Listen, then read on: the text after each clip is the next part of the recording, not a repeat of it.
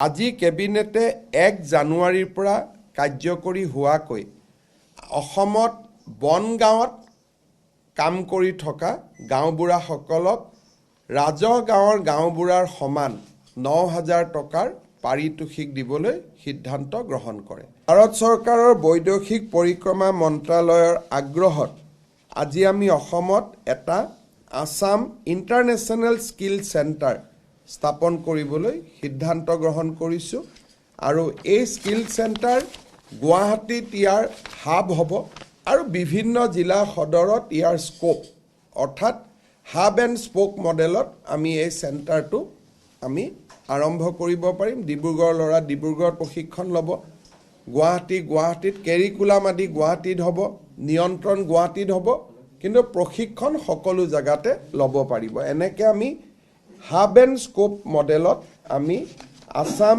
International skill centre এটা কৰিবৰ কাৰণে আজি কেবিনেটে অনুমোদন দিছে। তৃতীয়তে আপোনালোকে জানে যে আমাৰ বৰ্তমান অৰুণোদয় প্ৰশেক চলি আছে, অৰ্থাৎ 15 তাৰিখৰ পৰা 28 তাৰিখৰ ভিতৰত অৰুণোদয় 3.0 আমি হিতাধিকাৰীসকলক নিৰ্বাচন কৰিব খুজিছোঁ আৰু অৰুণোদয় 2.0 আমি বন্ধ কৰি 3.0 লৈকে যাব খুজিছোঁ। 3.0 বেছি হিতাধিকাৰী থাকিব, সম্প্ৰসাৰিত ব্যৱস্থা হ'ব, লাহে লাহে জীৱন বীমা আদিৰ লগতো লিংক আপ হ'ব। কিন্তু এই অৰুণোদয় আঁচনিখন হ'ল দুখীয়া মানুহৰ কাৰণে কৰা আঁচনি।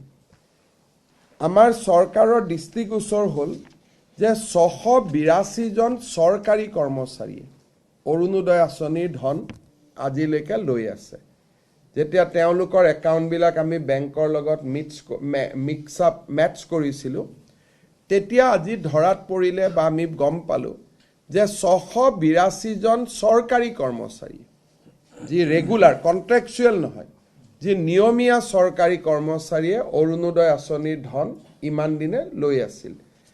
আজি আমি গোটেইকেইজন এই কৰ্মচাৰীৰ বিৰুদ্ধে ডিপাৰ্টমেণ্টেল প্ৰচিডিং ড্ৰ কৰাৰ বাবে সিদ্ধান্ত লৈছোঁ আৰু আমি এই কৰ্মচাৰীসকলৰ বিৰুদ্ধে কঠোৰ অনুশাসনমূলক ব্যৱস্থা গ্ৰহণ কৰিম। 682 জন আমাৰ ওচৰত পৰ্টেল আমাৰ ধৰাত পৰিছে, কিন্তু হয়তো এই নম্বৰটো আৰু বহুত বেছি হ'ব পাৰে। অৰুণোদয় আঁচনি চৰকাৰী কৰ্মচাৰী থকা পৰিয়ালে পাব নোৱাৰে। সেইকাৰণে কোনোবা যদি কৰ্মচাৰী এতিয়াও এনেকৈ টকা পইচা লৈ আছে, মই তেওঁলোকক যাতে ডিপাৰ্টমেণ্টেল প্ৰচিডিঙৰ আওতাত আহিব নালাগে, ভলেণ্টিয়াৰী তেওঁলোকক নিজৰ নাম অৰুণোদয় আঁচনিৰ পৰা আঁতৰাই দিবৰ বাবে মই অনুৰোধ কৰিম। ইয়াৰ পিছত আজি আমাৰ কেবিনেটে আৰু এটা সিদ্ধান্ত লৈছে যে 2025 চনৰ বৰ্ষটো আমি কিতাপৰ বৰ্ষ হিচাপে পালন কৰিব খুজিছোঁ অসমত।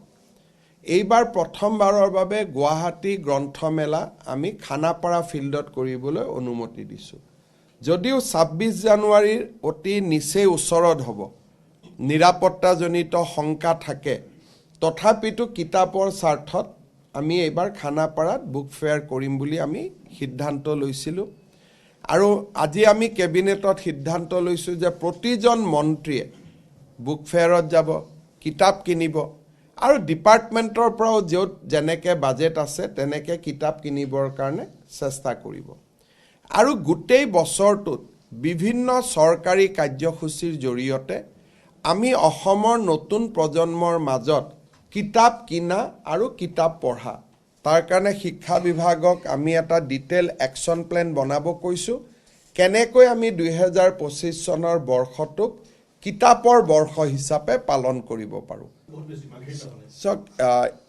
এটা অসমত ডাঙৰ সমস্যা আছেই, ট্ৰাইবেল বেল্ট এণ্ড ব্লকত অচিনাক্ত লোকৰ যিটো আক্ৰমণ, যিমান পাৰোঁ চৰকাৰখনে কৰি আছে আৰু চণ্ডীগড়ৰ সমান মাটি আমি যোৱা 3.5 বছৰত মুকলি কৰিছোঁ।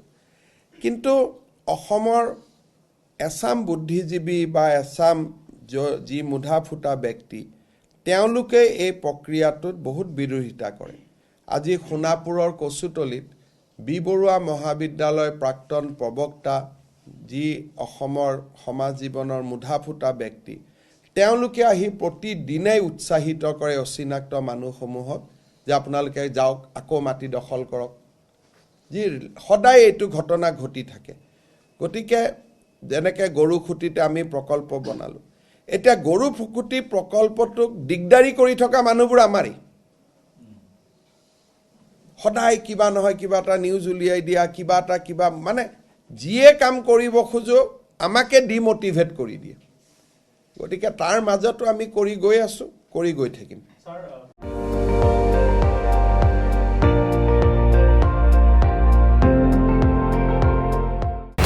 আপুনি চাই আছে ND24, সৰ্বশ্ৰেষ্ঠ নহয় সৰ্বোত্তমৰ দৌৰ।